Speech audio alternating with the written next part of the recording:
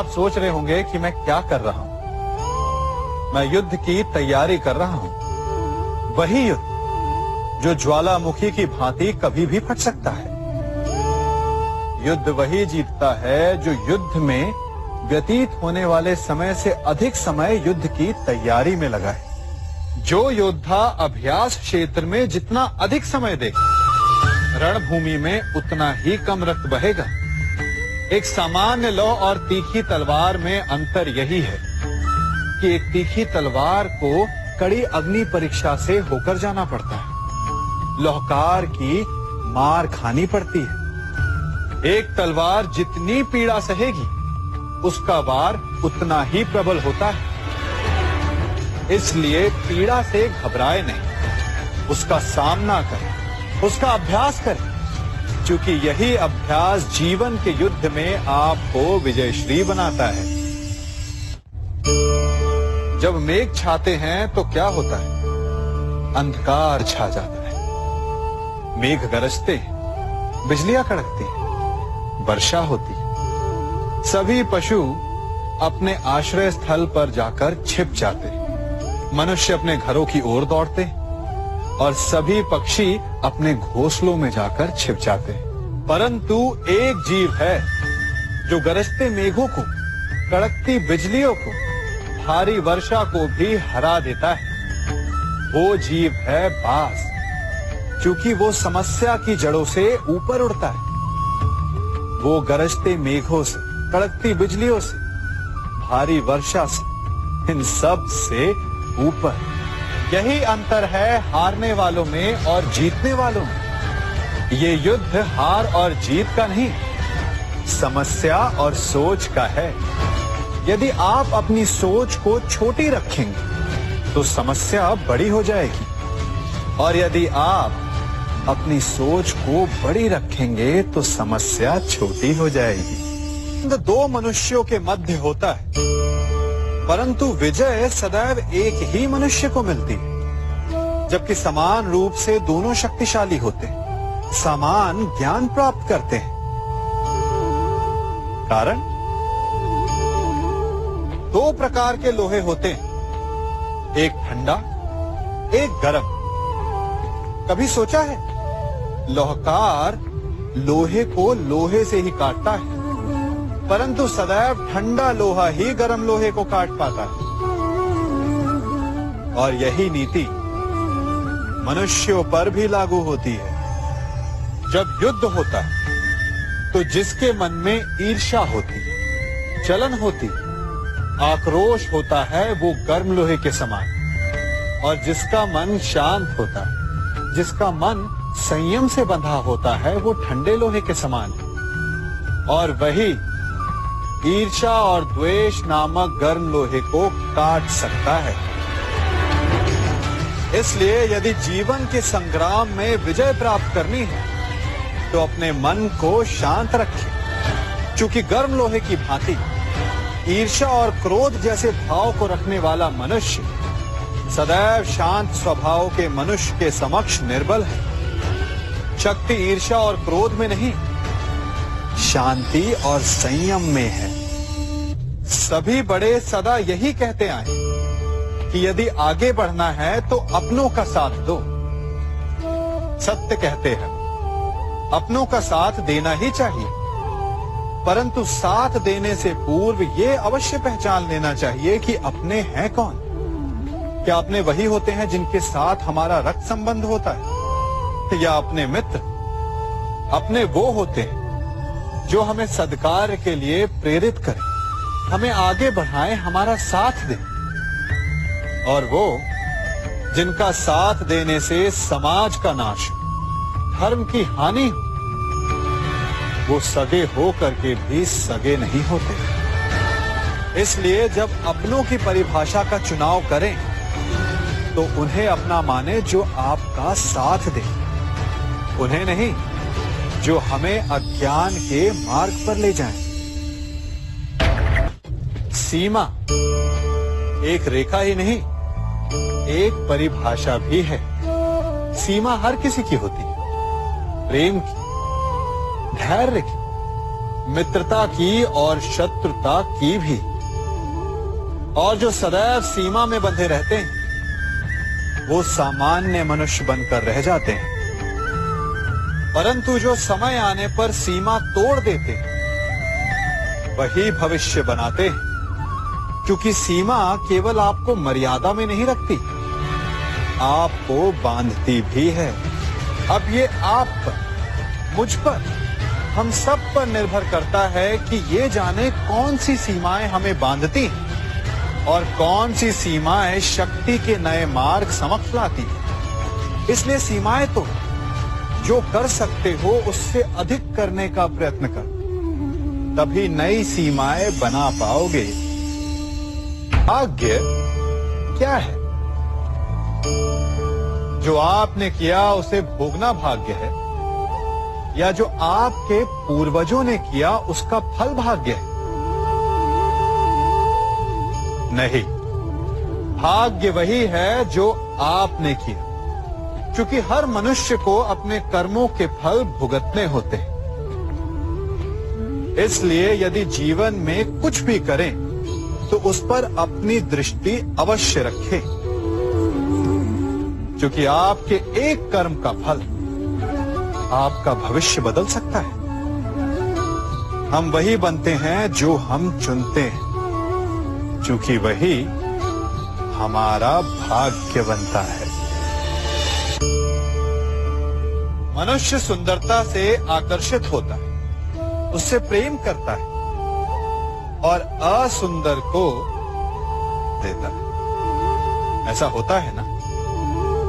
क्या आप ऐसा नहीं करते? करते हैं। तो सुंदर और असुंदर की परिभाषा क्या है? इस आकर्षण और विकर्षण का कारण क्या है?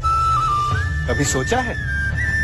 कभी सोचा है कि जिससे आप प्रेम करते हैं, जिसके प्रति आप आकर्षित होते हैं, अचानक से उसके लिए मन में वितृष्णा आ जाती है, और जिसके प्रति घृणा होती उसके लिए एकाएक आपके मन में प्रेम उमड़ आता है।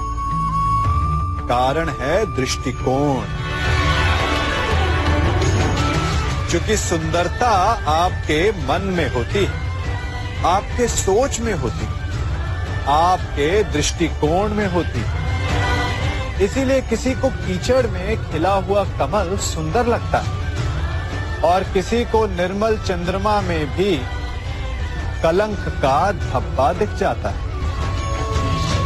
यदि आपको सुंदरता अनुभव करनी, हर पल आनंद में रहना है, तो अपने दृष्टिकोण को सुंदर बनाएं और अपने आप सब कुछ सुंदर बन जाएगा।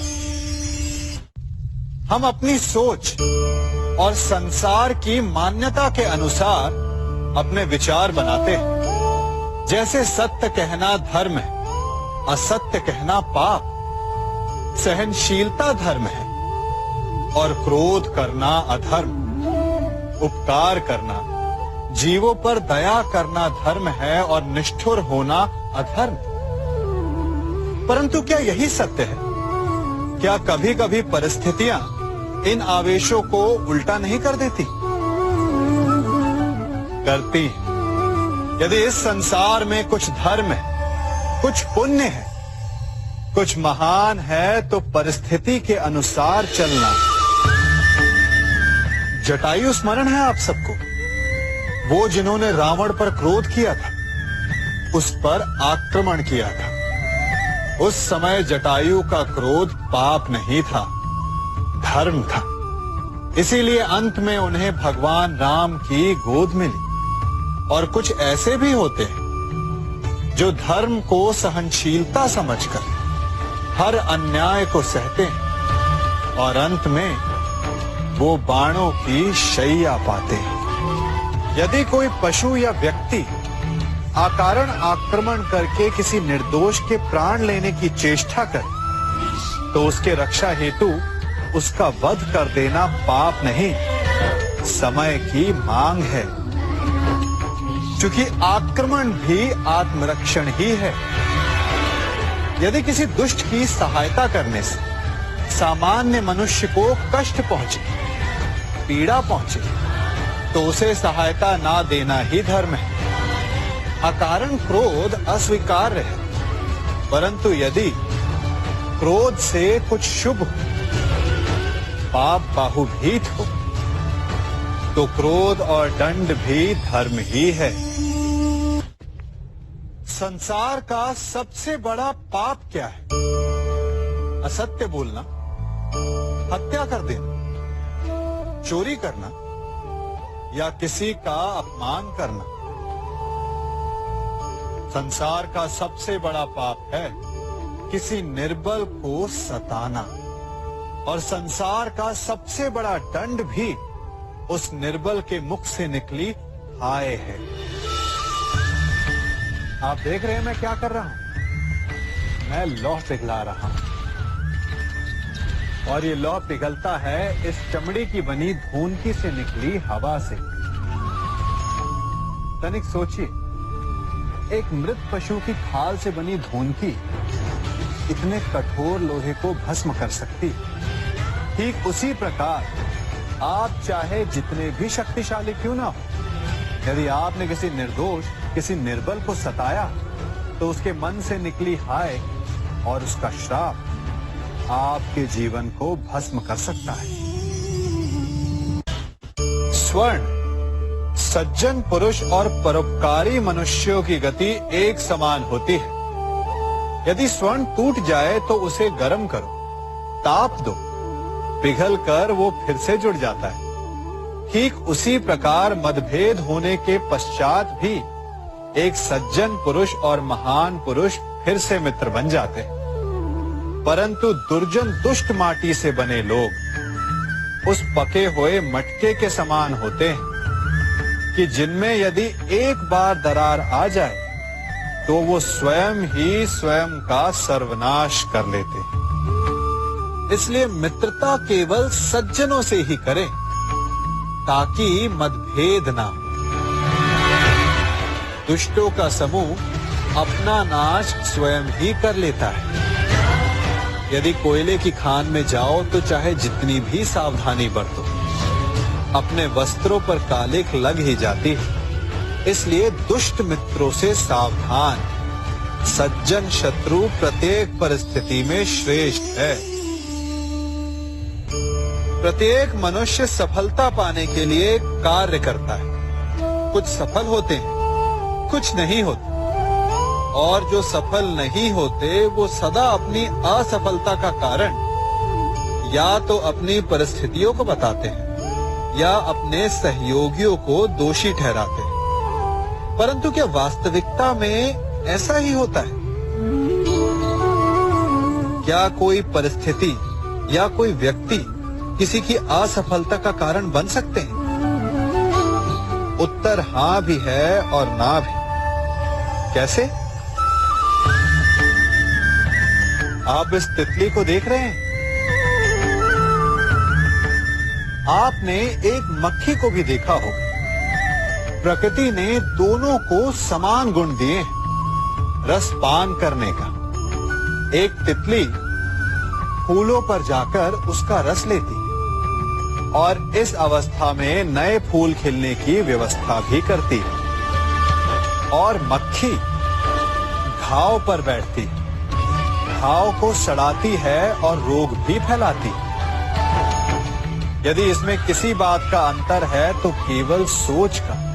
यदि आप उचित मार्ग चुनेंगे तो आपको सफलता मिलेगी, आप में उत्साह बढ़ेगा, और यदि आप अनुचित मार्ग चुनेंगे तो आपको असफलता मिलेगी, निराशा मिलेगी। अब उचित मार्ग चुनना है या अनुचित मार्ग, ये निर्णय तो आप पर निर्भर करता है। मनुष्य सदा भला बुरा, खरा खोटा, सत्य असत्य की बातें करता है। सत्य को अच्छा मानता है और असत्य को बुरा। परंतु क्या आपने कभी ये सोचा कि प्रत्येक वस्तु, प्रत्येक भाव का एक महत्व होता है? दोनों ही एक दूसरे के पूरक होते हैं। यदि काला रंग नहीं होगा तो क्या श्वेत रंग की आभा का अनुभव होगा? यदि असत्य नहीं होगा तो क्या सत्य के महत्ता का ज्ञान होगा? यदि बुरा नहीं होगा तो क्या भले पर आपको विश्वास होगा? कुछ महत्वपूर्ण है तो दोनों के मध्य का संतुलन। बुरी से बुरी वस्तु, समय या भाव, कोई ना कोई स्वयं में शुभ छिपाए रखती है। कभी काले गरजते मेघों को देखा है? उसके किनारे भी एक स्वर्णिम आभा होती है। उसी प्रकार यदि आपके जीवन में बुरा समय आए तो आपको अपने सच्चे मित्रों की पहचान हो जाती है। तो बुरे समय में निराश ना हो, उसमें भी कुछ शुभ खोजने का प्रयास करें और धीरे धीरे सब कुछ आपके जीवन में स्वतः शुभ हो जाएगा। संसार में सबसे महत्वपूर्ण क्या है? दृष्टि या दृष्टिकोण, समझ या सोच? सामान्यतः मनुष्य की दृष्टि और सोच में अधिकतर वो वस्तु, वो घटनाएं, वो भाव श्रेष्ठ हैं जो हमें आनंद दे, और जो हमें आनंद नहीं देते उन्हें हम दुखदाई मान लेते हैं। परंतु दृष्टिकोण और सोच को यदि एक भिन्न कोण से देखें तो परिस्थितियां भिन्न सिद्ध हो सकती हैं। जिस प्रकार भीषण गर्मी हमें सुहाती नहीं, परंतु वही गर्मी सागर और नदियों के जल को वाष्पित करती है और हमें मनोरम वर्षा का आनंद देती है, उसी प्रकार भीषण परिश्रम के पश्चात हमें सफलता मिलती है। वर्षा के पश्चात हमें हमारा लक्ष्य मिलता है। तो सदा स्मरण रखिएगा कि दुख और पीड़ा से भागे नहीं, क्योंकि यही भविष्य में आने वाले सुख का मूल है। जब भी आपने यात्रा की होगी तो अवश्य अपने मार्ग के आसपास कुछ रिक्त स्थान देखे होंगे, कुछ खेत देखे होंगे, कोई ना कोई भूमि का टुकड़ा अवश्य देखा होगा। कुछ स्थान ऐसे होते हैं जहां पेड़ लगे होते हैं, जहां माली बड़े प्रेम से उन्हें बोता है, उन्हें सींचता है। और कुछ स्थान ऐसे भी होते हैं जहां बिना माली के खरपतवार उग जाते हैं, कुछ अन्य पौधे उग जाते हैं। माली द्वारा उगाए वृक्ष हमें ठंडी छाया देते हैं, हमें फल देते हैं, ईंधन के लिए लकड़ियां देते हैं। और बिना परिश्रम के उपजित खरपतवार यदि कुछ करते हैं तो ये कि वो भूमि को बंजर बनाते हैं। हमारा मन भी रिक्त भूमि की भांति होता है। यदि अपने परिश्रम से उसमें सुविचारों के बीज डालोगे तो फलदायक विचार उपजेंगे, और यदि उसे रिक्त छोड़ दिया तो खरपतवार की भांति अनुपयोगी विचार आपके मन को अपना घर बना लेंगे, आपके मन को मैला कर देंगे, उसे बंजर कर देंगे। अब निर्णय आपका है कि आपको सुविचार देने वाला मन चाहिए या कुंठा देने वाला। जल प्रकृति को इस संसार की सबसे अनूठी देन है। वो महासागर में भी मिलता है और मीठे तालाब में भी, वो पवित्र गंगा में भी होता है और दुर्गंध आती नाली में भी।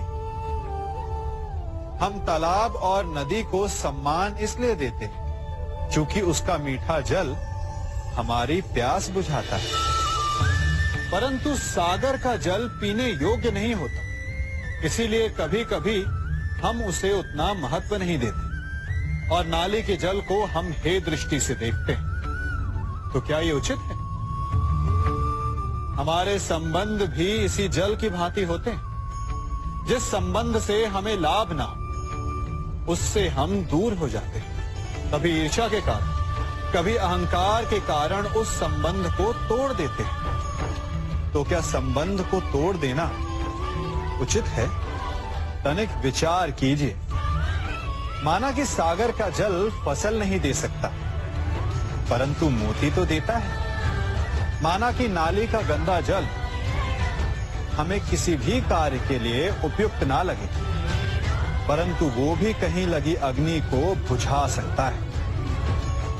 ठीक इसी प्रकार प्रत्येक संबंध कहीं न कहीं किसी न किसी परिस्थिति में उपयोगी हो सकता है।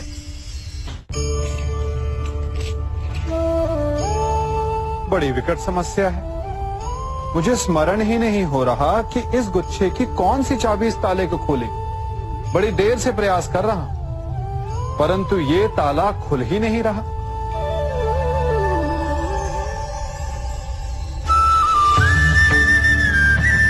ऐसी परिस्थिति में आप क्या करेंगे? अधिकतर लोग ऐसी परिस्थिति में अपनी आशा खो बैठते हैं। उन्हें लगता है कि चाबी खो गई। वो तिलमिला जाते हैं, क्रोधित हो उठते हैं। परंतु उस समय धैर्य रखें तो गुच्छे की अंतिम चाबी ताला खोल सकती है। कुल्हाड़ी का अंतिम प्रहार वृक्ष को काट के गिरा देता है, परंतु क्या सत्य में कुल्हाड़ी का अंतिम प्रहार वृक्ष को काट के गिरा देता है? आपको आपका लक्ष्य दिला देता है? नहीं। आपका निरंतर प्रयत्न ही आपको सफलता दिलाता है। जब आपका मन निराश हो तो अपने कार्य में दुगनी उत्साह से जुट जाइए, क्योंकि अनावरत बहता जल ही कठोर चट्टान को काट सकता है। सफलता का मूल है परिश्रम, प्रयास और आशा। मनुष्य का जीवन ऋतुओं के समान होता है। आज ग्रीष्म तो कल वर्षा, परसों शीत। तनिक संकट आया तो हम संयम खो बैठते हैं। तनिक ऋतु बदली तो हम अधीर हो जाते हैं। अपने आक्रोश में, अपने क्रोध में हम उनसे ही संबंध बिगाड़ लेते हैं जो हमारे अपने होते हैं। क्यों ऐसा होता है ना? हमें लगता है कि हमारे अपने हैं, फिर से मना लेंगे, परंतु स्मरण रखिए, सदा ऐसा करना संभव नहीं होता। सागर की उछलती लहरों को तट सहता है, और यदि तट ही टूट जाए तो बाढ़ आ जाती। हमारे संबंध भी दूध की भांति होते हैं। दूध तपकर उबल सकता है, परंतु यदि उसमें खटास आ जाए तो वो फट भी जाते हैं। और फटे दूध को चाहे जितना मत लो, उसमें से माखन नहीं निकलेगा। इसीलिए अपने संबंधों को संभल कर निभाना चाहिए। मनुष्य की सबसे बड़ी दुर्बलता क्या होती है? सोचिए। धन, प्रेम, अहंकार। मनुष्य की सबसे बड़ी दुर्बलता होती है उसके रहस्य। चाहे आप कितने भी शक्तिशाली क्यों ना हो, कितने भी प्रबल क्यों ना हो, परंतु उसके रहस्य उसके नाश की चाबी होती है। इसलिए यदि प्रबल रहना है, शक्तिशाली रहना है, समर्थ रहना है, तो अपने रहस्य को किसी को भी ना बताएं, ना मित्र को और ना ही शत्रु को, क्योंकि समय पड़ने पर कब कौन शत्रु हो जाए ऐसा कहना संभव नहीं। विभीषण को रावण के अमृत कुंड का ज्ञात था, इसीलिए प्रभु श्री राम रावण का वध करने में सफल हो सके। इसलिए उचित यही है कि आप अपने रहस्य को स्वयं तक ही सीमित रखें। मनुष्य का मन बड़ा विचित्र होता है। कल्पना में ही विकास करता है, संपन्न भविष्य का स्वप्न देखता है, और कल्पना में ही जो नहीं हुआ उससे भय खाता है। और यही भय मनुष्य का सबसे बड़ा शत्रु है। हमारे भविष्य के मार्ग में, हमारे आनंद के मार्ग में सबसे बड़ी बाधा है। अब आप लोग मुझसे पूछेंगे कि इसका तोड़ क्या है, भय से मुक्ति कैसे पाई जाए? तो ये प्रश्न आप स्वयं से पूछिए। तनिक सोचिए, जब आप एक सुंदर भविष्य की कामना करते हैं तो उसे पाने के लिए आप परिश्रम करते हैं ना? ठीक उसी प्रकार भय से मुक्ति पाने के लिए आप उससे लड़ जाएं। और उसका निवारण आपको स्वतः ही मिल जाएगा। इसलिए जब भी भय आपको सताए तो उससे भागे नहीं, उससे घबराए नहीं, क्योंकि भय का काम ही होता है आपको भयभीत करना। इसलिए जब भी भय आप पर आक्रमण करे तो आप भी उस पर पहले ही आक्रमण कर दें। हम सब मित्रों के साथ रहना चाहते हैं, शत्रुओं से दूर रहना चाहते हैं। क्यों? क्योंकि हमें जीवन में आनंद पाना है, जीवन में आगे बढ़ना है, स्वयं को संपन्न देखना है। और यदि किसी से भी आप पूछेंगे कि जीवन में सफलता पाने के लिए सबसे अधिक आवश्यकता किसकी होती है, तो हर एक आपको लगभग एक ही उत्तर देगा। सफलता प्राप्त करने के लिए आपको सच्चे मित्रों की आवश्यकता होती है। परंतु यदि आपको और अधिक सफल होना है तो आपको केवल मित्रों की नहीं, शत्रु की अधिक आवश्यकता है। अब आप कहेंगे, ये मैंने कैसी बात कर दी? तनिक स्वयं सोचिए। जब भी संकट आता है तो मित्र क्या करते हैं? आपकी सहायता करने के लिए आपके साथ खड़े हो जाते हैं। और संकट के समय में शत्रु और बड़ा संकट बनकर हमारे समक्ष खड़े हो जाते हैं। मित्र हमें सहायता देते हैं, अपनी शक्ति देते हैं, परंतु शत्रु आपके भीतर छिपी शक्ति को बाहर लाता है, आपको और अधिक बलवान बनाता है। संगति या साथ, मित्र और साथी मनुष्य के व्यक्तित्व के लिए सबसे महत्वपूर्ण होते हैं। अब आप कहेंगे, ये कैसे? मनुष्य अवश्य अपने व्यक्तित्व के लिए उत्तरदायी होता है, परंतु मनुष्य संगति में ना चाहते हुए भी उसका व्यक्तित्व संगत की भांति हो जाता है। इन पात्रों को देख रहे हैं, मध्य में जल रखा है, इसमें दूध है और इसमें मलिन कीचड़ रखा है। यदि मैं इस जल को इस दूध में मिलाता हूं तो ये जल दूध बन जाता है, और यदि इसी जल को इस मलिन कीचड़ में मिलाता हूं तो क्या हुआ? ये जल कीचड़ बन गया। ऐसी कोई युक्ति नहीं कि जल बिना घुले मिले दूध या कीचड़ में अपना अस्तित्व बनाए रखे या उनसे अलग रहे। और ठीक ऐसा ही मनुष्य के जीवन में भी होता है। यदि एक गुणहीन व्यक्ति गुणवानों की संगत में बैठे तो उसे भी गुणवान समझा जाता है, सम्मान का पात्र समझा जाता है। और यदि एक गुणवान व्यक्ति गुणहीनों की संगत में बैठे तो उसे भी तिरस्कार मिलता है। इसलिए अपने जीवन में सदैव संगति सोच समझकर सावधानी से चुनिएगा। कभी खेत में किसी किसान को खेती करते देखा है? वो उसे सींचता है, उसे जोतता है, पशु पक्षियों से खेत की फसल की रक्षा करता है, परंतु एक बात का वो सबसे विशेष ध्यान रखता है कि कहीं खेत में खरपतवार ना उग जाए, क्योंकि एक खरपतवार खेत की सारी फसल को नष्ट कर सकती है। ठीक उसी प्रकार यदि वंश की कोई संतान खोटी निकल जाती है तो वो समूचे वंश का सर्वनाश कर देती है। इसीलिए संतान के लालन पालन में विशेष ध्यान देना आवश्यक होता है, क्योंकि संतान वो फसल होती है